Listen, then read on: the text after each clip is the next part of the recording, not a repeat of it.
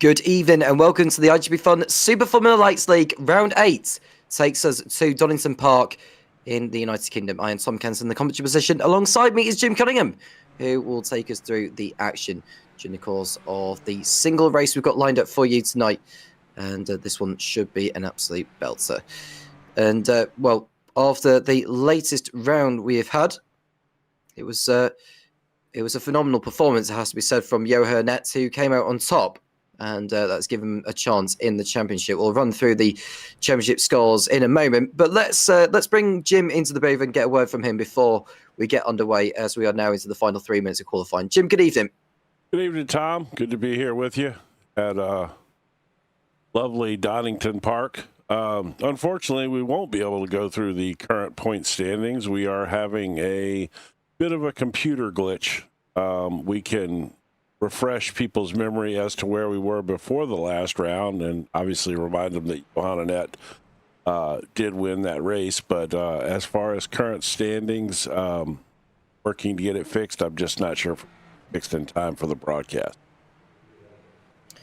We'll see soon enough. But anyway, we've got a race to look forward to after all the drama we had at Monza.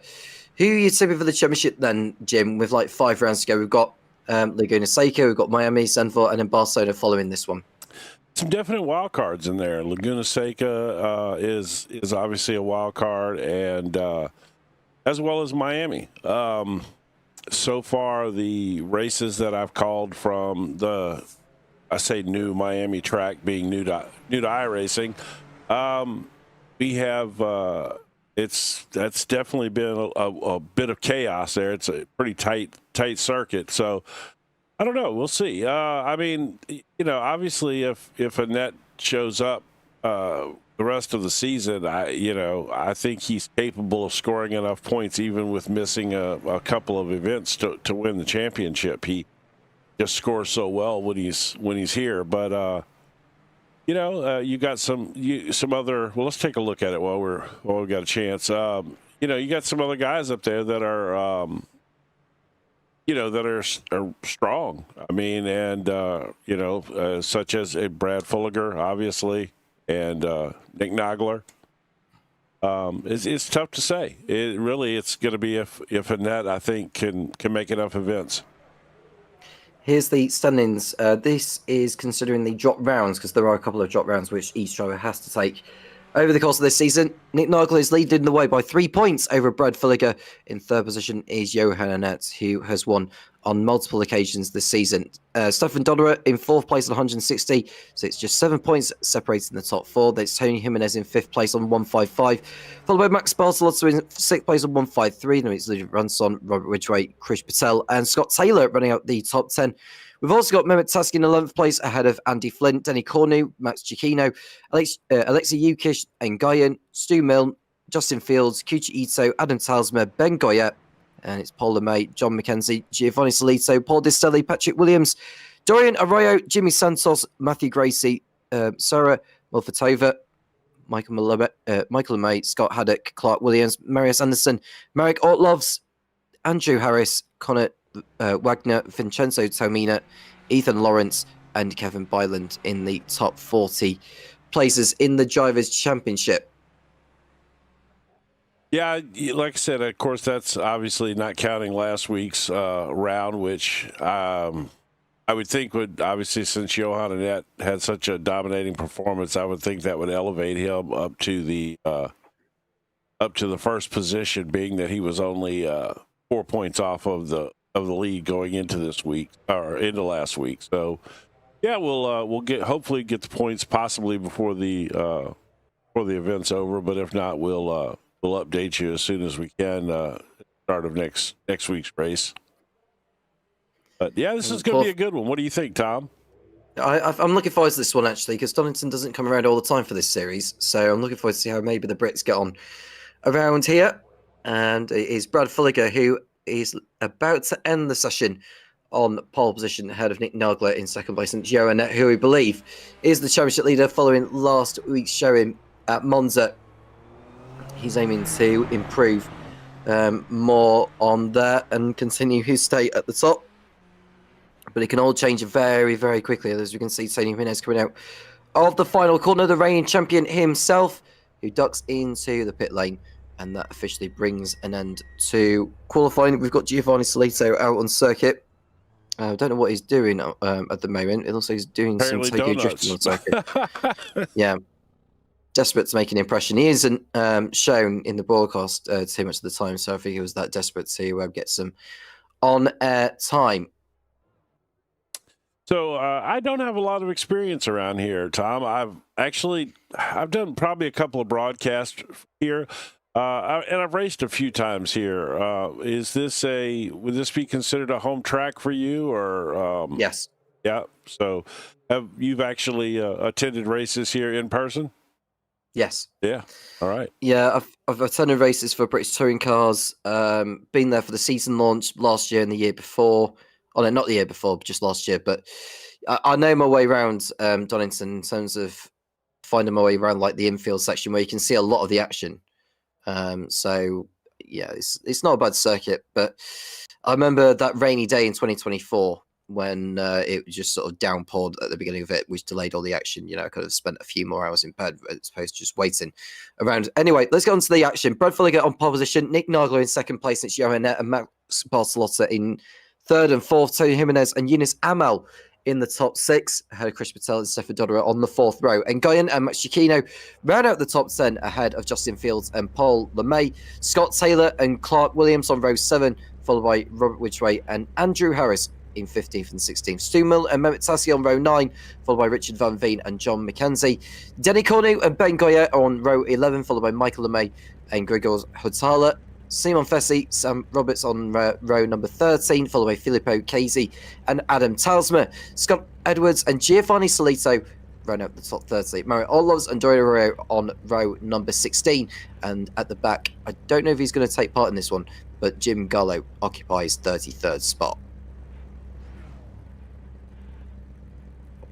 Yeah, this is a pace car out there. I think it's because of the grid spots in terms of some drivers may not see the lights like others do, and they don't want the front end to have too much of an advantage. Oh, so okay. So we're going to do a rolling start then. It will be a rolling start, which buys us more time, Jim. Yeah, that's interesting and something a little different for the series too. That's pretty cool.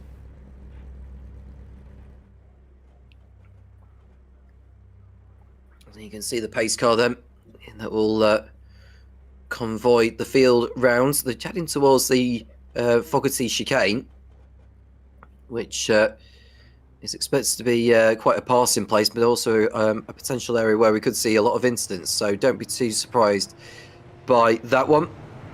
So there is Brad Fulliger, who will lead the field round heading towards Melbourne Hairpin, and in the last corner of Goddard's, which will signal the start of the race. Once the pace car ducks in, the drivers will wait for the green lights, and then we'll begin racing here at Donington tonight.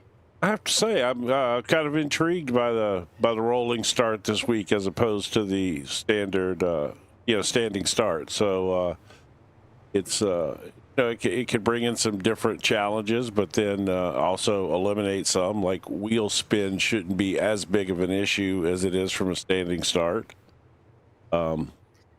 But depending on once the pace car pulls off and they turn the field over to the leader, the question is, that he's in control of releasing the field. So the lights are on now, and the pace car is already in, and we are good to go racing. Brad Fulliger cuts across on Nick Nagler into Redgate corner, and I think Stefan Dodder has made up 3 positions already at the start. Oh, we got Spinner. That's is that Yunus Amal that's gone round? I think so. There's multiple cars off on the far side, on the near side of the circuit, and it looks like some have gone back into pit lane already with damage. Yunus Amal already effectively in trouble, and that is not a good start to his time. He's been on a run of bad luck at the moment as Yunus Amal. But at the moment, Brad Fulliger leads the way. The top 4 are in the same positions as where they were when the pace car came in, and it's Stefan Dodera who's made up the most, up from 8th to 5th. Justin Fields also up from 11th to 7th right off the bat. But you do see a little bit of a gap there already, almost a second between Johan Annette and Max Bartolotta. Again, a product of that quick rolling start. It's a different game for this right here. 4 wide, almost into Melbourne Hairpin. That's Paul LeMay in the midst of that. And going through ahead of him is Andrew Harris, absolutely on fire already, up from 16th to 9th. How far can he go up the order?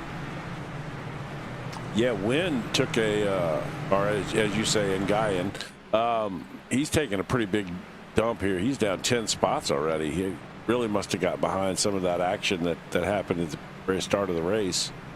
Ewan has passed Nick Nogler for second place at the beginning of this lap, so he's a man on the move at the moment as he looks to get through on Brad Villiger at some point. 36 laps it will be. It's a rather short circuit compared to a lot of the others that we race at, so it could well be this race will go on by quickly compared to most races. Villiger spins! That's him off into the barrier on the near side, and that's a terrible shame. He's absolutely ripped it. He's torn that up. Yeah, that's race over for Brad Villiger.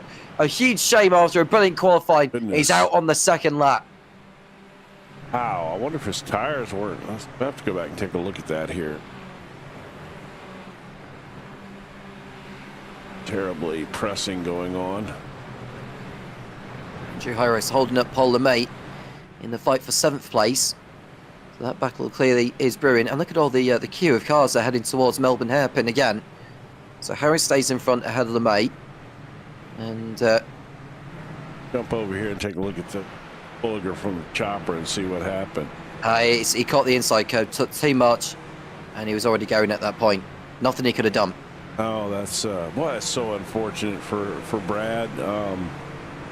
Golly, man, I hate to see that. I mean, nothing against Johan Annette, but you always get a little excited when there's somebody up there ahead of him, just to turn a battle in at the very front of the field, and I sure was pulling to see that right there. Through the right-hander of McLean's comes Johan Annette, building up a margin of just 7 tenths over Nick Nagler. Rich Van Veen running wide over at the old hairpin, and that's enough for Simon Fessi to go on by. There's a couple of drivers with slowdowns at the moment, Scott Taylor and Michael LeMay, who are down further in the field.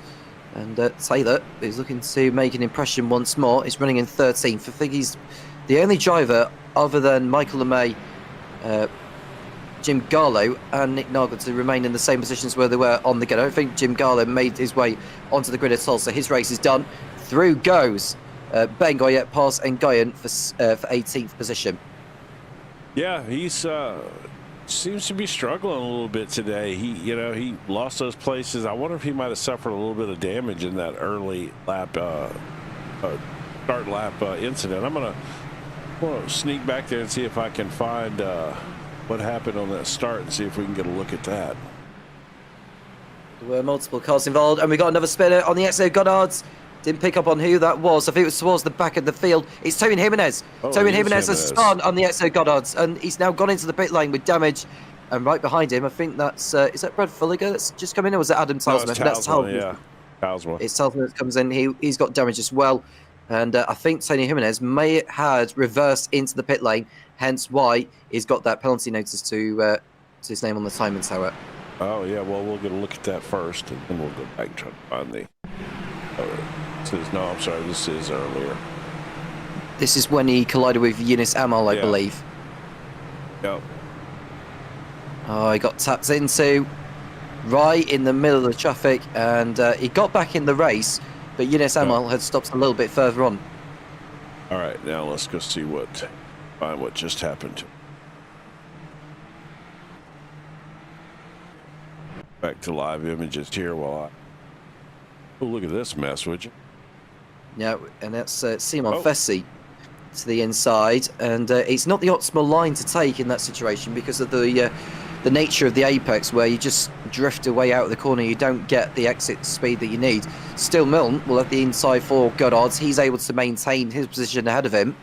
Further back, we can see Roberts and Nguyen also getting involved. There goes. Quite a gaggle of cars here. So that's Richard Van Veen, who's behind Nguyen, and still Milner has got by Nguyen. I think is that a lapped car in the middle of that? Because I'm not sure if that's a car genuinely fighting for position. We shall see. Oh. And there goes Richard Van Veen taking 2 in one go. Yeah. And that was because of Stillman running wide at the old hairpin. Wow, they're really dicing it up right here. This is it always makes me a little nervous when you got this many cars dicing it up close. And exciting. Jim Jett's in the live chat rooting for Nick Nagler. And 83GH so much for no active overtaking. I don't know. Yeah. I was actually surprised by that.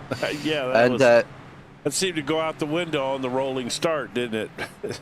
Yep. And then we can see 3 wide heading towards Melbourne Hairpin.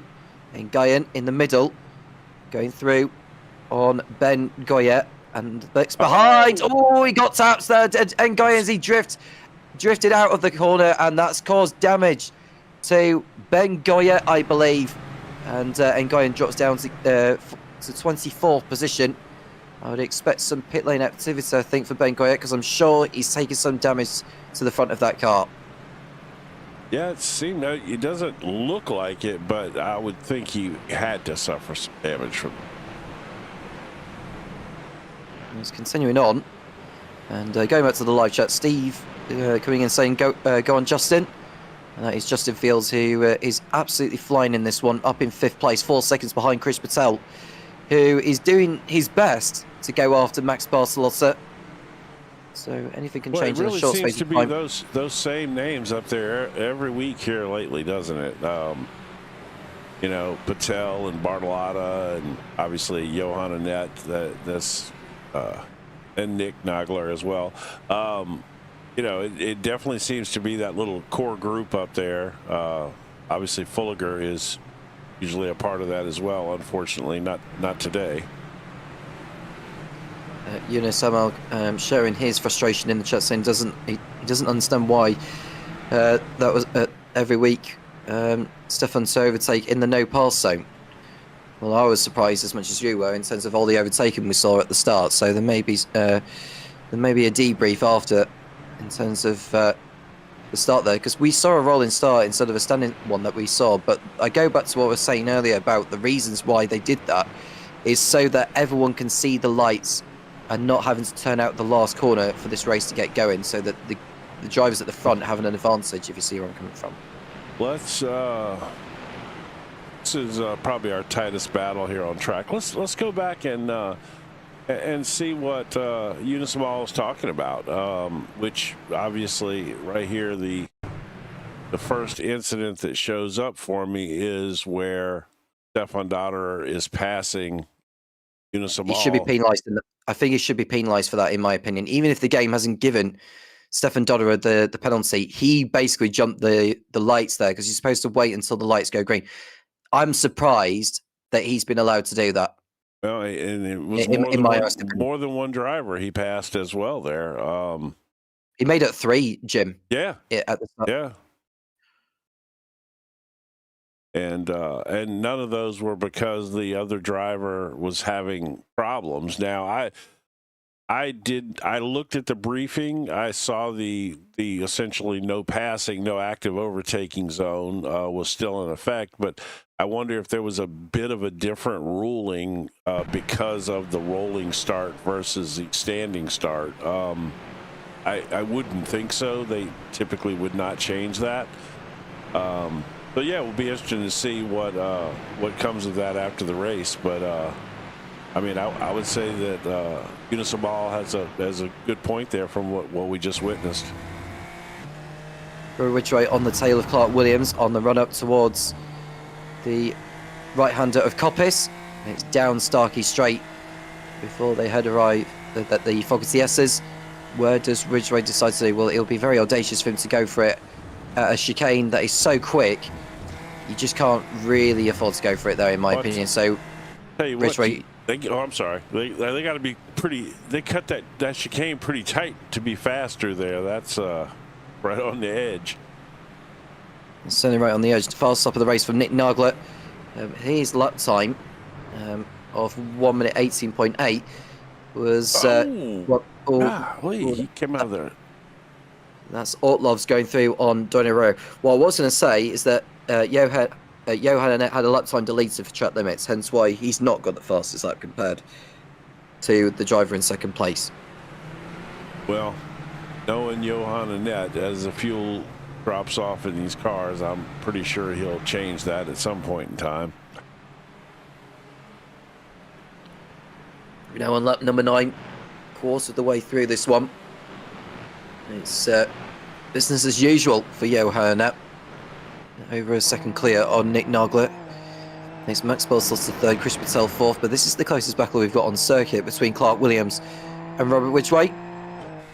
Ridgway, who's had a fine start to the season, is aiming to stay in the title hunt after this one, but he's got Clark Williams, who's nowhere near in the championship fight. He just wants to get as many points as possible. Got through the chicane just about fine there. Clark Williams nailing it to perfection, the apexes. No way through yet for Ridgway. Further back, we've got actually a fight between Richard Van Veen and Still Milne. They are just as close. Does Milne go to the inside? No, he just decides to hold back for the time being. So I think the drivers are just settling down in this race. They don't want to risk too much too soon. So, based on your experience here, what are the primary passing zones here? I would probably... Go ahead. I would say Redgate, okay, and also Melbourne Hairpin.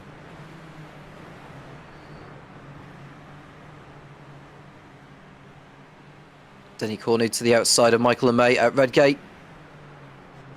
He wants to try and do the switchback if he can, all the way down the hill. This is maybe another potential passing place, depending on if you can outsmart your opponent by getting a run alongside, and that's enough for Denny Cornu to go through. Great overtake there. That was nice from Denny Cornu.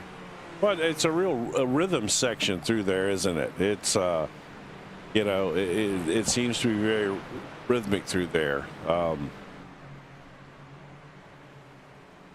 So Jimenez did get back into the race, so that you know, but he's way down the order in 26th position and a lap down. So he's going to have to hope for a few more drivers to drop out ahead of him. Robert Ridgway and Andrew Harris, I can say that Andrew Harris has had an off. We don't know what's happened to Harris, but he has gone round, unfortunately, and is down to P12. He was in P8, but he's now lost 4 positions. See what happened to him here. Hard on the curb there. He's hard on the curb here. Oh, yeah, just got back on the gas a little. It's that bump. It's that bump, Jim, as he applies the throttle. Oh, there's a little bump right there? Yeah, it's not a very favourable... You want to try and miss the apex of that corner, just so that you don't... As you turn in, you don't hit that bump that's there, and which can cause the car to spin around the way it happened there for Andrew Harris.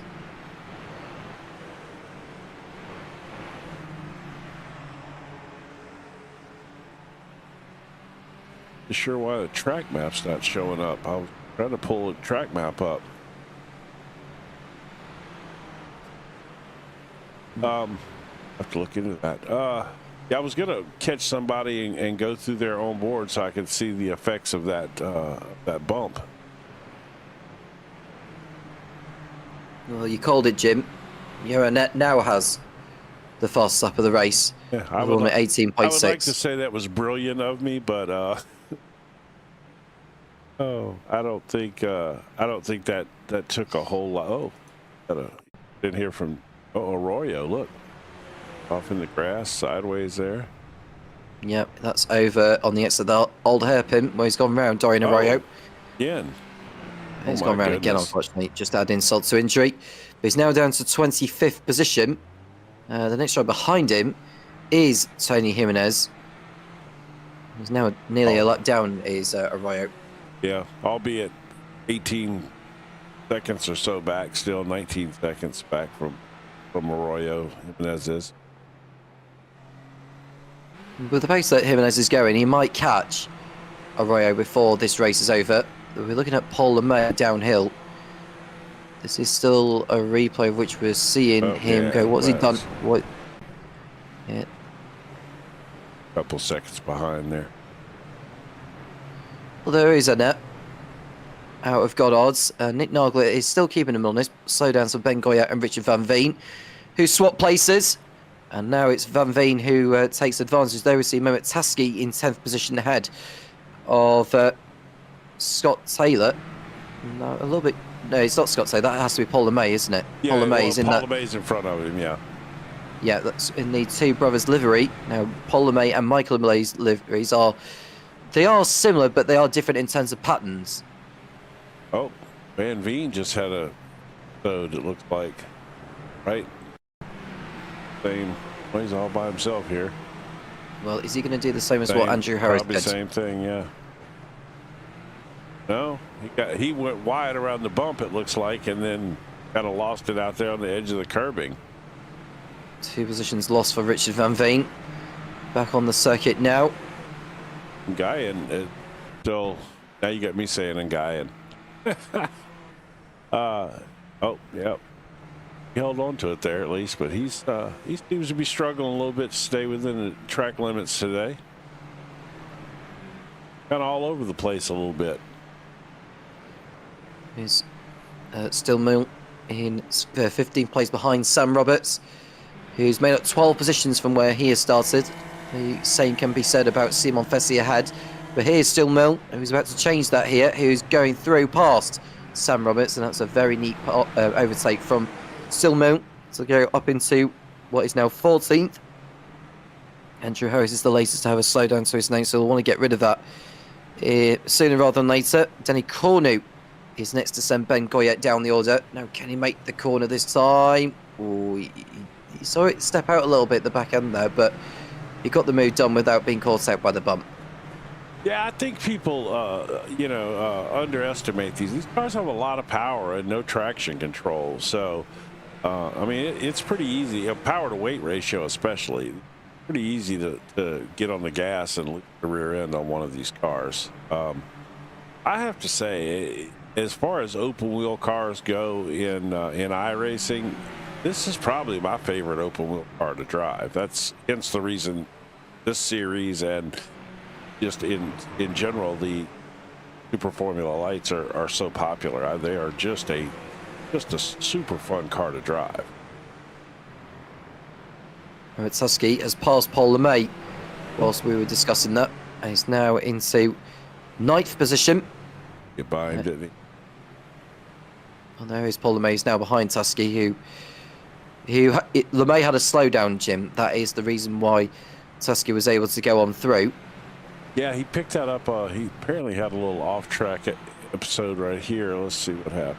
Oh, yeah, just run a little wide there. Yeah, I don't know why they give slowdowns for that particular corner. You're not gaining any time. It's not like you're going through a runoff area and then just keeping hold of the position. I don't think there was any need for that slowdown for Paul LeMay, but that's iRacing for you. The problem is at a track like this, with these cars, there's so many high-speed corners. It's very tough to get rid of a slowdown without really losing some ground. You know, at some tracks where there's a lot slower corners, it's pretty easy to scrub that slowdown off without actually losing a lot of track position. But that's definitely not the case at a place like this. And that number 15, Net's lead is now 2.2 seconds over Nick Nagler. Max Bartolotta is in 3rd place with Krish Patel having no such dramas so far. We haven't seen Krish Patel in this race. Haven't, no. And Bartolotta, really, to speak of. There's usually a lot of focus on those guys, but tonight's been kind of quiet for them, just kind of out there doing their own thing.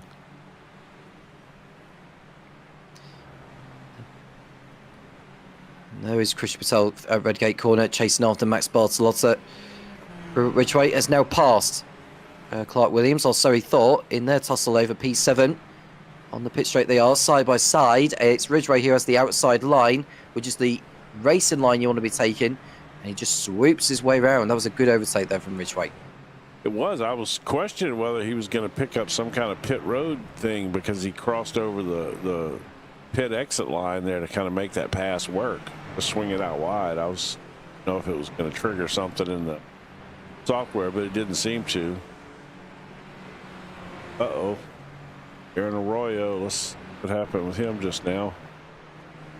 This is on the exit of Coppice, I believe. Oh, he got it. Rear end was going around as he started to enter the corner there. I think he. Oh, and that was Tony Jimenez who took evasive action. Great contact. Continues on his way, Dorian Arroyo, and there we look at Robert Ridgway, who's in front of Clark Williams now. Tony Jimenez has got by Dorian Arroyo as a result of him going wide, but he's got about another 25 seconds to make up, and Adam tells me he's going to need to hope for more drivers to hit trouble if he is to go up the order. Remember, it's 43 points for a race win in this series. 42 for second, 41 for third, and it's a point difference every position downwards from there. So it's like every position you make up in this one, it's like a point difference to your championship total. Yeah, that. Michael, oh, go ahead. Sorry. Yeah, Michael LeMay is the latest to be in the wars, Jim. Oh my goodness! He's V positions already. Something happened to him. As you can see, similar livery to his brother, but different. Yeah. Well, it seems to be a common theme right there, doesn't it? There may be experience around this circuit, but it is a frustrating corner to have a spin at. There we see Clark Williams and Robert Ridgway just getting out, going past the back marker who stayed off the racing line. And Clark Williams may feel like there's a chance to go back into P7. The Ridgway saw it coming there, and he just holds on for the time being. Personal best lap of the race from Chris Patel now, who's within 3 seconds of Bartolotta. Justin Fields is now 9.5 seconds off the top four. He has got a commanding gap between himself and Max Chiquino in 6th position. I have to say, of the recent races that, I guess I would even say common in this series, usually there's a lot of, little battles going on up and down the field, but they seem to have kind of spread apart, and there's just right now, as you can see by the timing and scoring over there's a lot of scores, a lot of intervals in the white, which indicates a second or more. This is by far the closest battle that we have on track. They run up towards Coppice. Williams aiming to get a good drive out there. He'll be in the slipstream of Ridgway, but the S's of Fogarty is not the best place to get an overtake done at, so he may have to just hold back for the time being. As they go through the S's now, is Williams going to be alongside? He's heading through here at Melbourne Hairpin on Robert Ridgway. Ridgway leaves in room. Has Williams got the job done? He has. But now he's given the inside to Ridgway for the next hairpin of Goddard's. But Williams has done it. Through into P7 goes Clark Williams ahead of the American. I have to say that's pretty generous of Robert Ridgway there. He definitely gave him a lot of room to make that, to make it certainly easier. Oh yeah, had another.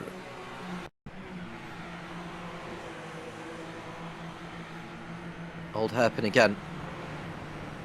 Golly. Yeah. Well, that inside curve there is deadly, huh?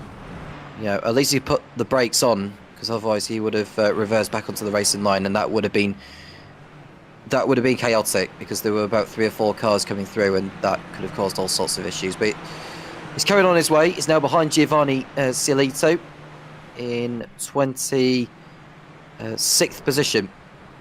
Is Arroyo. So Jimenez still trying to do his best to catch up to Adam Talsma, but there's no way I think he's going to catch up to him unless we have any more drivers falling via the wayside. But this is the closest battle we've got on circuit for Robert Ridgway and Clark Williams. And there's damage for Sam Roberts, unfortunately, further back. And I don't know who he's collided with. Richard Van Veen has a slowdown as well. Have those two come together? Well, Roberts got off track. Let's see what happened there. He's all by himself, it looks like. Oh, yeah, he did hit the wall. Yeah, he's got damage to the rear wing. He'll need to pit.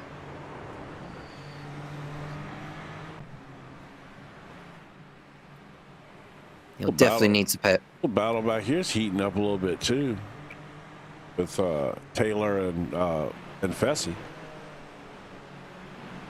Simon Fessy running in 12th behind Scott Taylor. Now, usually what we see from Scott Taylor is like back of the grid drives. Or Scott Haddock. Or is it Scott Haddock that usually does that? Scott Haddock is not around tonight, but we usually see it from either of them. But tonight, it feels like Scott Taylor... Although he's up 13 spots, so he's still, I guess, the biggest mover in the race, really. Well, biggest mover forward, anyway. That is Simon Fessy. We saw the race from 25th. He's now in 12th. Fessy. I'm sorry, it's Fessy that's up 13 spots. Bad. Yeah, Scott Taylor starts at 13th on the grid. He's up 2 positions into 11th. Yeah, Fessy's on a nice run there from 25th spot. Well, Sam Roberts has rejoined the race in P23 after the repair work done. So you can just focus on a clean rate. How many drivers do we have out of the race right now? We've got, well, Giovanni Solito is still going. The ones that are not circulating are Nguyen, who we've lost. Brad Fulliger, we lost earlier. John McKenzie as well. Stefan Dodderer also out. And Eunice Amel. When did Nguyen... Still got me sick. When did we lose him? I know lap 14 he retired. Okay.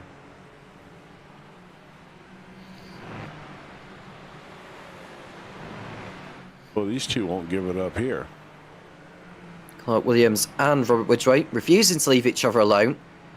And they've swapped spots a couple times now.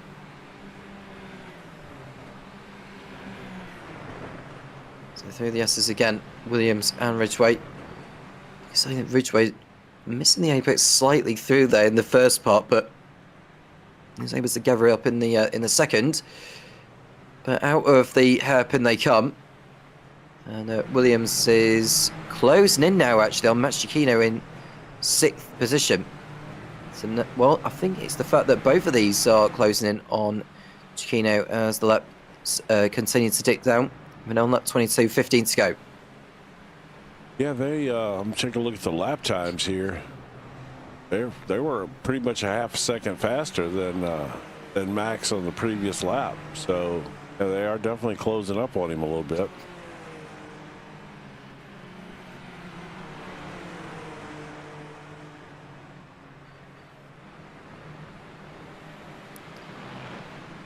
Probably the smallest riding I've ever seen in my life. I can't make heads or tails of that. Well, the gap is gradually coming down between Giacchino and Williams. So Williams is closing in on a top 6 finish if he keeps up with his pace.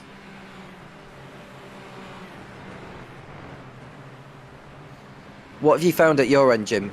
What can you tell us? Well, I was trying to see where these gaps were coming by sectors, but the time seems to be overlapping their name on the first sector, so it's not very attractive overlay there. But it's as you can see, he's definitely making up time for sure. Williams is closing. This is battle back here still going strong as well. This Simone Fessy Scott Taylor battle as well. Now Stu Milne is all up in this fight as well. Well, still Milne is another 6 to 7 seconds back. Sorry. Yeah, it's Scott Taylor that's in front of him. I think you were getting mixed up with the liveries. Yeah, and then LeMay right there as well. They're catching LeMay. LeMay, Taylor and Fessy then three-way fight for P10. With not too long left in the race. Tony Jimenez is now 2.6 behind Sab Roberts on another championship point. Weren't kidding about this race flying by. Laps, they rip them off pretty fast around here. And of course, this is the Grand Prix configuration of Donington. It has had its hiatus from opening to anything. Of course, it's the home of the Download Music Festival, which is held annually, and that was Simon Fessy going by Scott Taylor. That was rather. But I wonder if Taylor just got out of shape on the exit of Fogarty and had no choice but to let Fessy go. Oh, look.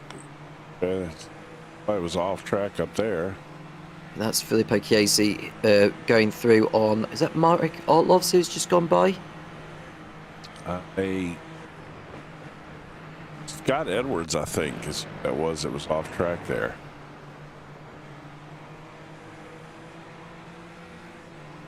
It could well be Scott Edwards. I was trying to figure out what happened with the Scott Taylor episode here. Well, he was very generous. Yeah. He wanted to... I don't know. I think he had a little weird, like maybe tire spin or something from the edge of the track or something there. Hard to say. But he definitely all of a sudden just shot by him. But clearly Taylor's still back up to speed with him. He's right behind him. Yeah, and that with another new fast up of the race as we now hit the 2/3 mark here at Donington. Going back to what I was saying about Donington, about this place. First opened in 1931, closed in 1940 due to the war, but it wasn't reopened until 1977. Now, the cost of the construction for the circuit, just £12,000. Wow. Which was a lot of money at the time. Yeah. You can't even buy a car for that nowadays. Home of the world's superbikes, British touring cars, British GT, the British superbikes, and the TCR UK series. Of course, the one-time host of the European Grand Prix of Formula 1 in 1993, most famous for Senna's first lap, coming through from 5th into the lead by the end of it, and he never looked back from there. One of the most glorious drives from any F1 driver. Yeah, he's got several of those, doesn't he? Yep. 4.02 kilometres, or 2.4 miles if you prefer, of Donington. And these laps do tick down by the second. So that was the only year that that Formula One was held here? 93, yeah. Do you know why? Well, there's already a Grand Prix in the Silverstone, the British Grand Prix, right. that is. And also, this circuit is FIA Grade 2, hence why it can't host Formula 1. It has to be FIA Grade 1. And that would most likely be due to safety features. Well, the track is too narrow for a start, and also they'd have to improve the infrastructure around here. It did try, or was close, to host the British Grand Prix back in 2010, taking over from Silverstone. But the deal broke down in some fashion, which meant that the British Grand Prix continued at Silverstone.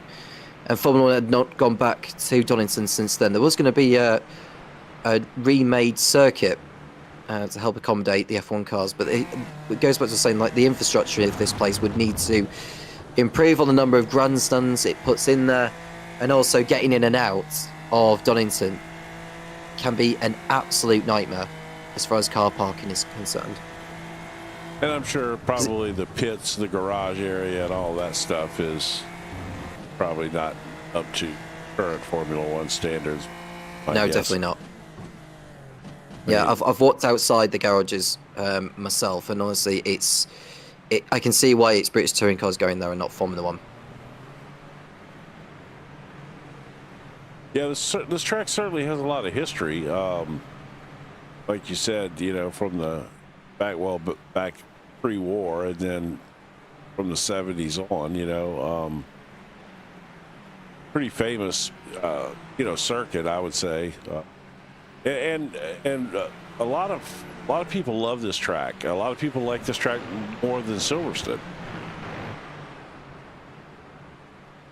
But I think Brands Hatch is probably the one that really fits well at people's heart. Oh,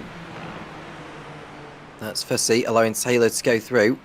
LeMay's already dropped behind Taylor, so Taylor's now into 10th position. So he's the leader of these three cars now. It was LeMay for a while, then Fessy for a few laps took over, and now Taylor's back through again. Yeah, these three seem to be going now for several laps here. They've going back and forth, and then just a couple of cars up from them, you got this that Clark Williams Ridgeway battle, which is it seems like it's gone on for the whole race. Oh, Taylor's around. Yeah, caught the bump and almost ended up in the barrier whilst on the grass trying to get the car going again. And that is Taylor down 2 positions as a consequence. He's got Steelman for company. Further back, Tony Jimenez has already got by Sam Roberts into 22nd place. He's got around about 6 seconds to make up on Adam Telsmer before this race is over, which would be little consolation for Tony Jimenez, which has been a race to forget. We've only got eight laps to go. This thing is flying by. No surprise, these two are breathing down each other's neck here. Well, they've been at it for a while, these. It's almost seems like the whole race. Yep, and Giacchino's only just in front of him. Yeah. Yeah, they've run that gap down because last time we talked about that, it was around 2 seconds, and they got it down to just under 2 seconds, and now they're down to just under a second. There was a car that was coming back onto the circuit over at Coppice. I didn't pick up on who that was. I couldn't see either. Maybe Nick Nagler? No, it can't be. No, it can't be Nick Nagler. No, definitely not. I mean, I don't know how Ewan has managed to pull out that margin of 9 seconds on Nagler. So that is rather impressive from Annette, who's made no mistakes once again this evening. On course for another victory to add to his collection. Well, I'll tell you what, this top 5 or 6 up here, they're all just out there in their own little world, each one of them. I mean, there's no one around. Oh, Williams is off. Sorry, Tim. Williams is off at Redgate. That was a huge twitch. He avoided the barrier, but after a brilliant race, he's now down to 9th. Yeah. He's left gravel all over the circuit as well, which could cause an issue or two. Yeah, you got Fessy coming up behind him pretty fast there, and LeMay. Yeah, Fessy's going to get probably within close to a second before he gets back up to speed and gets his tires cleaned off. Let's go back and take a look at that. He just run a little wide there, and inside curve, yeah. It's the inside curve which caused the car to unbalance, and Williams just couldn't correct the slide. Yeah, no. Well, the thing was, it caught and then kind of snapped around on him. That's that inside curve there has caused a couple of little incidents today. Well, thankfully, not too many. That took away our exciting battle. That one had been going on the whole race. We've not got too long left in this one. This race has been going on for something like 39 minutes. But we're not going via time, we're going via the laps, and we've not got too many left to contend here at Donington. Sam Roberts has passed Adam Talsma, or at least he's in a battle. We'll go back to live images in a moment, as Roberts is behind Talsma in their fight for 22nd place. Roberts did pit in for repairs. Don't know if he took on new tyres or whatever, but either way, he's closing back in on Talsma, who I think may have got by Roberts not too long ago. Well, you remember we saw Talsma in the pits at the same time that Jimenez came in. If you remember, when we peeked in on Jimenez coming in the pits, if you remember, Talsma was right behind him. So I'm not sure what that was all about. It was a very short pit stop, though. Well, either way, the leaders are coming through the back markers now. I think Richard Van Veen has been lapped by the leader, or is about to. But we've not got too long left in the race, with only 6 laps here at Donington to get through. Max Giacchino has still got Robert Ridgway on his tail, although the gap is bigger. Then that's because Clark Williams was the car behind Giacchino before his spin. And I have to say, that was so close to putting his left rear on the grass out of Coppice. Yeah, well, we've seen he runs the car right on the edge. No matter what size lead he's got, we've seen that bite him once or twice. Not to the point where it cost him his lead, but where he's gotten himself in trouble and lost some of his big gap he had. look at Nagler back here. They, like I said, they're just kind of all running in their own little world. There's 10 he's got 10 seconds up to Annette, and he's got 5 seconds back to Bartolotta. Max back there. Yeah, it's not really close enough at the moment. Patel is closing in on Max. I mean, on Max Bartolotta. That's been they've battled a lot this season. We seem to see those two names together a good bit. Yeah, Scott Edwards got out of shape on the last corner, and he's he's way behind Filippo Casey in 18th position. And Michael and May, well, he's looking to just get this race over and done with. To be honest with you, now there's not long left. Nick Nagler is continuing to drop back from Johan Annette in there. Well, he's having to settle for second place here, but Johan Annette is absolutely, definitely going to increase his championship lead. We don't quite have the updated standings for you to know about, which is a bit of a shame, but I'm sure that'll be amended for the next round of the championship. Yeah, I think it's a technical issue, a website issue, something. Quite possibly. I just double checked and it's still not working. Well, the next round we go to after this one is Laguna Seca, which I think will be more of a driver's circuit, and one for the Americans to have a chance to impress. I'm sure a lot of them know their way around that particular circuit, located in California, USA. And that is continuing to set some really nice times in these final laps here. He's coming up behind Richard Van Veen, who is within 2 seconds of Ben Goya in their fight for 16th place. So I'm reading some of this stuff in the chat. You may want to peek up there at that yourself. Yeah, I've been seeing it.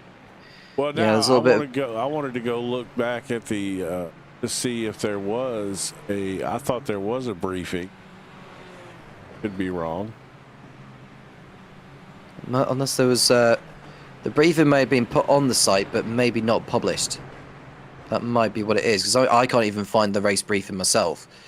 So Stefan Dodderer may get the benefit of the doubt, but he's saying that he overtook when the light went green. If he did, then okay, fair enough. But it just looked a bit too suspicious. If there was no standard, no overtake zone, because that's the norm in this league. If that wasn't in place, then yeah, he didn't do anything wrong at all. You know. Well, Paul LeMay is in the 11th position. He's got Scott Taylor still behind him. The car is going off circuit there. That might be Scott Edwards, who is continuing to have one of those days, I suppose. I'm on the site right now, and it says no active overtakes until after turn 8. So turn 8 must be, I think that's going on to Starkey's Bridge after Coppice. Coppice, right, yeah. No overtakes till after Coppice.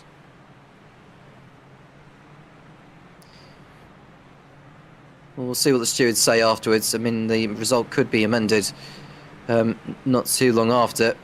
I'm sure the likes of Stefan Millis and Eunice Hammond will have their views shared with whoever is conducting the investigations. And hopefully that'll be sorted out. I hope it's not a rolling start for Laguna Seca, because was it really needed for Donington? I don't have enough experience with track to say specifically yes or no. I would say absolutely not at Laguna Seca. I mean, that front straightaway is pretty long there. You should be able to easily start this grid on there. That's leading up into the Andretti hairpin. That's a long straightaway. Scott Taylor is looking to make one final overtake before this race is over. They're not down a lap yet. Oh, and Andrew Harris has ended up in the barrier, because he's now back into pit lane. Oh, he sure did. At this late stage, yeah. See here. Oh, you can just see Scott Taylor slamming his car on the brakes, and going wide like that has cost him a little bit of ground to LeMay. They've still got 2 laps to go before the leader is coming round to start his final lap.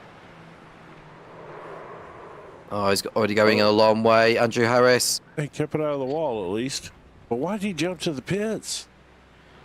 Probably because he didn't want to rejoin in the path of the traffic. Maybe. Yeah, I'm a little surprised by that from Andrew Harris, but I mean, I think a lot of that I've done. Uh-oh. Probably not. See, though. This is Chris Patel in 4th position. Goes off the circuit at Fogarty. He corrected it. Yeah, absolutely right. Yeah, otherwise that car would have gone spearing into the barrier on the far side. I thought he was going to crash it for sure there. We haven't seen much of Chris Patel though. Well, they just this whole front 5 or 6, 7 up here, they've all just got little gaps in between. They've all just run a few seconds apart. They haven't, just one of those races. The race leader is on his final lap as well. We are looking at Simon Fessy here. We'll go back to live images in a moment. But there we see that's Scott Taylor allowing Still Milne to go by. I don't know what's happened to Taylor. But either way, as we see Clark Williams go through on Simon Fessy on the exit of Goddard's. And is Williams going to be alongside enough here? No. I think Fessy should be able to hold on. So there's not going to be too many more opportunities for Clark Williams to get done here. But Johan Nets has driven a beautiful race as he comes through Goddard's for the last time. It's another one to go in the books for Johan Nets, who takes victory at Donington in the iGPFun Super Formula Lights League and takes another step closer to sealing the championship at last. Nick Nagler, right about 14 seconds behind, is going to come through in 2nd place as Simon Fessy runs wide on the exit of McLean's. And providing Williams gets a strong exit out of Coppice, this could be him snatching 9th position away from Fessy before the checkered flag. Yeah, I was thinking he was going to get a slowdown there. Well, you can just see there, Fessy just holding on there ahead of Williams, but they've got Melbourne and Goddard to navigate through. Scott Edwards has stopped on circuit before the flag, but at least he'll keep hold of his 22nd position. But out towards Goddard they come, and it will be Simon Fessy holding on to 9th place ahead of Clark Williams. Polomay not too far behind in P11. Yeah, we had a couple of great battles that lasted most of the race. I want to take a quick peek back there and see, did Scott Edwards have a crash or did he just stop? I think he just stopped, to be honest with you. Yeah, here's that way. Yeah, he's pulled off the racing line and he's clearly had enough. Well, we are waiting on, Scott Taylor. What's happening with Scott Taylor? Because he's fallen so far back. Has he run out of fuel? I don't know what's going on there for Scott Taylor, but you can see his frustration. Because he did a 144 that time. I think he's had a spin on the last lap, Jim. I don't see anything that says he had a spin. Not that it really matters anyway. Nah, but I mean, just curious to see what happened to him there. All right, let's see. We should have some race results here. It is Johan who dominates again to take victory at Donington. 2nd place going to Nick Nagler, and 3rd is Max Bartolotta with Chris Patel only 3.5 seconds back in 4th place. Justin Fields, a great drive to 5th position. He's one of the drivers of the day, in my opinion. Max Giacchino in 6th spot, ahead of Robert Whichway in 7th, Mehmet Tassi 8th. Then Simon Fessy holding on ahead of Clark Williams for 9th position.